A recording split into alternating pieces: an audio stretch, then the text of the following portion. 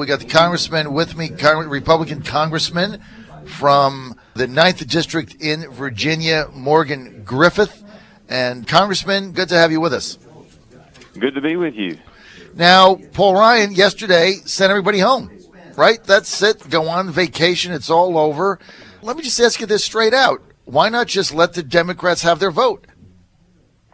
Well, we may at some point, John, take a vote, but we can't have the Democrats occupying the floor of the House, breaking the rules, and then reward them by giving them what they want.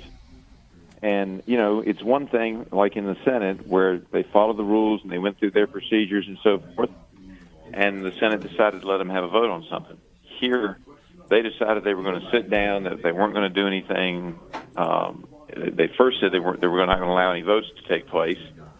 We just can't allow that. We can't have the House with principles set forth by Jefferson and even going back to Parliament on how you conduct business, and they break all those rules, and then you reward them for that.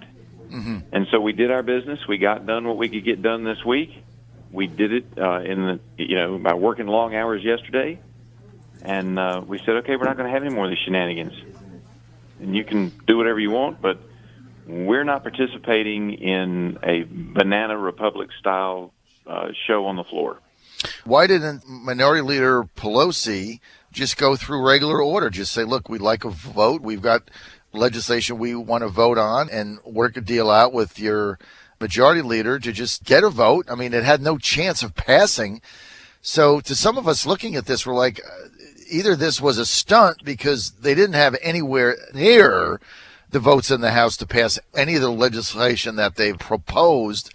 Why did everybody just go through regular order and do what they did in the upper chamber? Well, and I believe it was just a political stunt.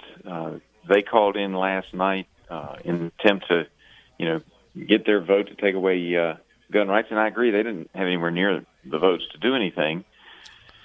But they called in a bunch of their folks from D.C., and they were outside the Capitol chanting. The Democrats were on the floor chanting. In fact, there was an amusing moment when the rule came up on the bill that we were about to debate, and they were chanting and missed their opportunity to debate the rule, and then said, wait a minute, don't we get time? Well, you missed your time. You were over there chanting, you didn't pay attention, and your time to say we want to speak was then, and they missed it. And so it was kind of interesting. It was all about show, though. They were all tweeting out, and they were filming stuff that they've actually compromised some of the security of the House, because one of the reasons we're not allowed to do video on the floor, and the reason that we're not supposed to do that is because of this. It alerts whoever wants to watch it where all the entrances are above us. Mm-hmm. And they were showing all that. C-SPAN is limited to certain angles so that, somebody sitting out there in another part of the country can't look at it and go, well, if we wanted to attack, we could go in this door, or we could go in through this location. Mm-hmm. And I don't know what we're going to do to rectify that security breach. But it was just a stunt. They knew they didn't have the votes in the House. They'd already lost in the Senate, and it was just about politics. But I'll tell you what, I was really proud of the fact that we stuck together, and we said we're not going to put up with these shenanigans, and we're not going to allow them to bully us into taking a vote that might take away some of our constitutional rights under the Second Amendment. I want to talk about that also a second, Congressman. So they put the show on. You call it shenanigans. It's a big show. They don't have the votes anyway. Meantime, you've got Loretta Lynch yesterday saying that the way to beat ISIS is with kisses and hugs or something. You got a major speech by Trump that I thought was probably one of the best speeches he ever made in attacking Clinton. Trump raises $6 million in one day, so I guess the argument about he's not competitive financially is starting to go away, as I've been saying all week. So was there an ulterior motive to this, basically to just change the narrative of the day? And why aren't they making the same chants about the Islamist, radical Muslim terrorists who are in the country executing gay people in a bar? I mean, why are we even talking about an issue that has nothing to do? I mean, even if their legislation passed, Congressman, this guy, Omar Mateen still would have gotten the same firearm. Even if everything that they want has passed, these people would still be dead. So is it just a shift of attention here? Well, I think it is, and I also think there's some frustration. I actually think this is a sign that they fear that not only will we control the House, we may control the Senate.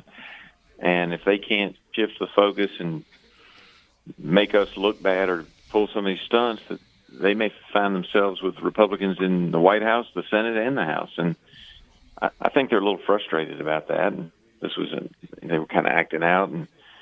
But this is not the way to do it. There are other ways to do it. You know, I love being a bomb thrower at times, but you do it through the processes. There are clear ways to do it. They could do that.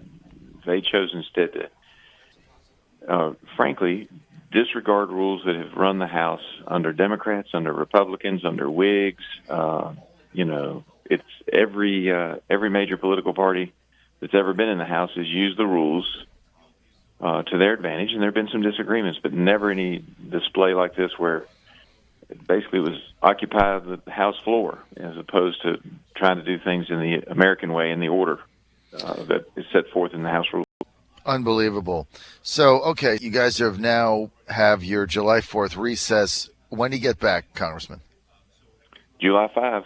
All right, so you get back July 5, and then, you know, hopefully you'll figure it out, and if they want to have their vote, they have their vote.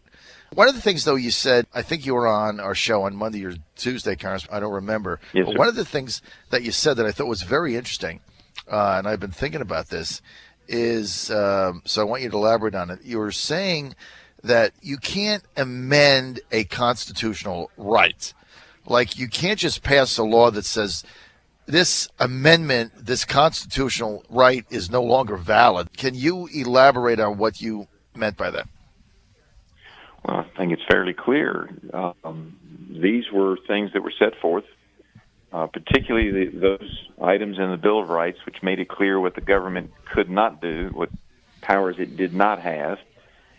And the Virginians, in particular, would not have joined the Union and signed up under the Constitution without those guarantees. And you can't just come along and say, well, we're going to disregard it.